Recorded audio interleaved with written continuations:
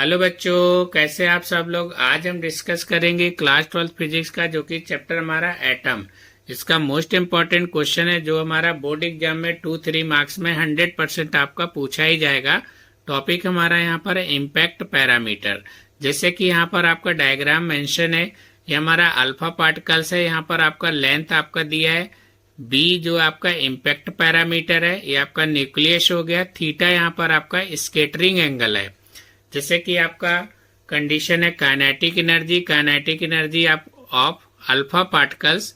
अब यहाँ पर डेफिनेशन है आपका, the impact parameter is defined as the perpendicular distance of the velocity vector of the alpha particles from the centre of the nucleus. तो ये आपका न्यूक्लियस का सेंटर दिया है और अल्फा पार्टिकल्स की यहाँ पर बात हो रही है। लेंथ हमारा यहाँ पर क्या है, बी है, जिसको अपन लोग इम्पैक्ट पैरामीटर के नाम से जानते हैं। When it is for away from the atom, तो ये आपका क्या है, एटम से क्या है, अवे है, उसकी बात हो रहा है। तो उस कंडीशन में जो आपका बी है इम्पैक्ट पैरामीटर, तो बी इक्वल टू यहाँ पर हमारा फार्मूला जो 1/4πε0 ZE² cot θ/2 अपॉन KE हमारा यहाँ पर क्या है, काइनेटिक एनर्जी है, जो कि हमारा यहाँ पर अल्फा पार्टिकल्स का है।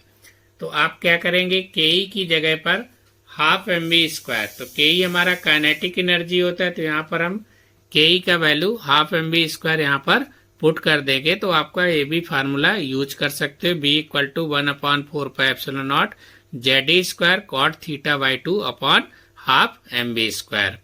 इसके बाद में यहाँ पर आपका कंडीशन दिया है, for a head on collision. अगर मान लो पार्टिकल्स इलेक्ट्रॉन का जो है हेड ऑन कोलिजन होता है आपस में, तो when alpha particle just aims at the centre of the nucleus, तो हमारा जो अल्फा पार्टिकल्स है वो सेंटर ऑफ द न्यूक्लियस को टारगेट करेगा।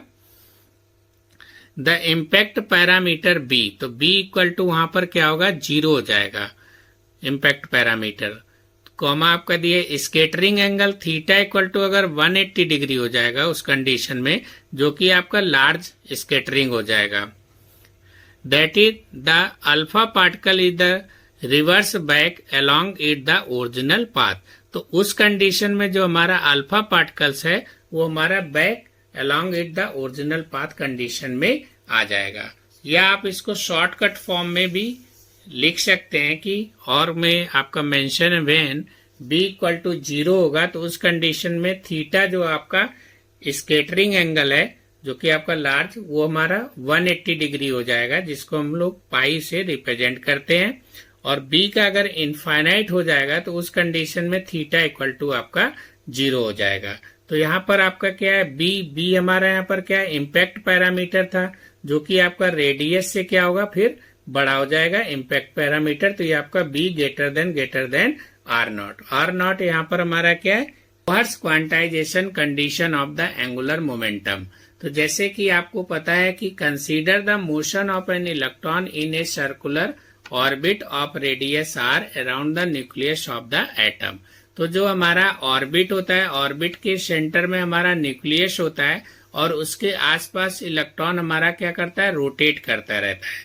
तो यहाँ पर आपका जो है n इक्वल टू 1 है, n इक्वल टू आपका 2 है और n इक्वल टू आपका 3 है। तो ये आपका इलेक्ट्रॉन ऑर्बिट यहाँ पर मेंशन है। n हमारा यहाँ पर प्रिंसिपल क्वांटम नंबर के नाम से जानते हैं। तो आपको पता होगा de Broglie equation, according to the de Broglie wavelength equation.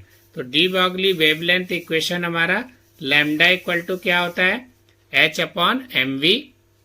यहाँ पर इलेक्ट्रॉन हमारा क्या कर रहा है, ऑर्बिट के आसपास, यानी कि रोटेट कर रहा है न्यूक्लियस के आसपास। तो आपका ऑर्बिट की बात हो रहा है, तो ऑर्बिट का यहाँ पर सरकमफ्रेंस हमारा क्या होगा, 2πr होगा। तो आपका circumference 2πr equal to NH upon यहाँ पर mv आ जाएगा।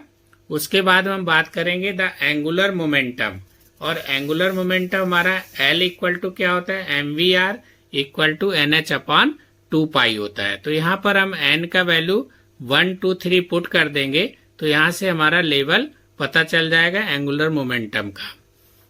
फिर हम वेयर n आपका प्रिंसिपल क्वांटम नंबर है, stationary state of an electron in which its angular momentum is and the integral multiple of the h upon 2 pi. तो ये आपका h upon 2 पाई मल्टीपल के हिसाब से इलेक्ट्रॉन हमारा क्या है, उसमें रोटेट करता रहता है। Bohr's theory of the hydrogen atom, जैसे कि हमें यहाँ पर पता है कि हमारा ये एक आपका ऑर्बिट है, इधर आपका ये न्यूक्लियस है और ये हमारा क्या है, इलेक्ट्रॉन है। न्यूक्लियस के आसपास इलेक्ट्रॉन क्या करता है, रोटेट करता रहता है। तो ये आपका न्यूक्लियस को यहाँ पर चार्ज Zd बना है, ये हमारा इलेक्ट्रॉन है। न्यूक्लियस और इलेक्ट्रॉन के बीच में हमारा इलेक्ट्रोस्टैटिक फोर्स काम करता है।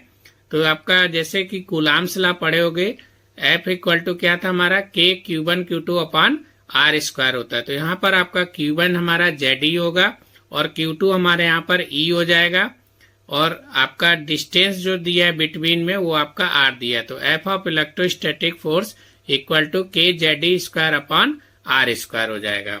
अब यहाँ पर हमारा क्या कंडीशन दिया है कि F of centripetal force equal to F of electrostatic force. तो आपका जो सेंटीपिटल फोर्स है वो हमारा इलेक्ट्रोस्टैटिक फोर्स के इक्वल होता है। तो सेंटीपिटल फोर्स का फार्मूला होता है mv स्क्वायर अपॉन r, इधर हमारा electrostatic force K Zd square upon R square हो जाएगा। तो यहाँ से आपका R कैंसिल हो जाएगा, तो mv square equal to K Zd square upon R आ जाएगा। यहाँ से हमारा इक्वेशन 1 निकल के आ जाएगा। फिर हम यहाँ से R इक्वल टू निकाल लेंगे, तो ये mv स्क्वायर यहाँ पर क्या होगा, डिवाइड में आ जाएगा। तो K Zd square upon mv square, ये हमारा इक्वेशन 2 हो जाएगा। अब आपका यहाँ पर वेयर m जो आपका यहाँ पर मेंशन है, m यहाँ पर मास ऑफ द इलेक्ट्रॉन हो जाएगा और v होगा आपका स्पीड इन एन ऑर्बिट, और r हमारा यहाँ पर क्या है, रेडियस है। v आपका यहाँ पर स्पीड है ऑर्बिट का है। तो according to the angular momentum, अब आपको एंगुलर मोमेंटम पता होगा, L इक्वल टू क्या होता है, mvr equal to nh upon 2 pi. तो यहाँ से हम r को निकाल लेंगे, r equal to nh upon 2 pi आपका। तो ये इक्वेशन आपका 3 हो जाएगा। इसके बाद में हम क्या करेंगे, यहाँ पर आपका इक्वेशन 2 आपको दिख रहा होगा, r equal to K Zd square upon mv square, और यहाँ पर भी इक्वेशन आपका 3 r equal to nh upon 2 pi mv। तो इक्वेशन 2 और इक्वेशन 3 को हम यहाँ पर क्या करेंगे, इक्वेट कर देंगे। तो ये एक दूसरे के क्या होगा, इक्वल हो जाएगा। तो फ्रॉम इक्वेशन 2 एंड 3,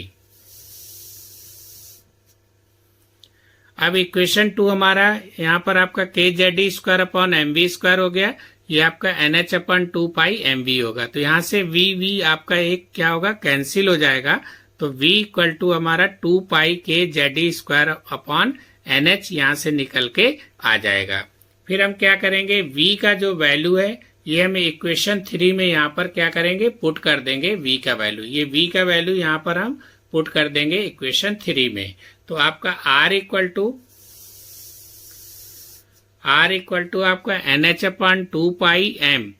अब v का वैल्यू हमने यहाँ पे पुट किया 2 पाई K Zd स्क्वायर अपॉन आपका nh। तो ये nh हमारा कहाँ है, ऊपर चला जाएगा। तो ये आपका n स्क्वायर h स्क्वायर हो जाएगा, और ये 2 पाई हमारा यहाँ पर 4 पाई r स्क्वायर, 4 पाई स्क्वायर हो जाएगा m K Zd स्क्वायर आपका। अब जैसे कि यहाँ पर आपको दिया है n, आपका h का वैल्यू पुट कर देंगे, m का वैल्यू पुट कर देंगे, k और आपका e का वैल्यू पुट करके यहाँ से हम जो है Rn, ये आपका बोहर्स रेडियस, जिसको हम nth ऑर्बिट बोहर्स रेडियस बोलते हैं। तो Rn directly proportional to n square upon z हो जाएगा। क्वेश्चन में हमारा हाइड्रोजन एटम की बात कर रहा है, तो इसलिए for hydrogen atom z equal to 1। तो यहाँ पर हम z का वैल्यू 1 डाल देंगे, तो आपका r directly proportional to n square, जिसको अपन लोग हम nth बोहर्स रेडियस बोलते हैं, जो कि ये हमारा मोस्ट इम्पोर्टेंट क्वेश्चन है। कभी कभार क्या करता है, क्वेश्चन घुमा के पूछ देता है कि बोहर्स रेडियस आपका r directly proportional to n square करके इसको प्रूव करिए। तो आपको यही वहां पर प्रूविंग लिखना है। Thank you.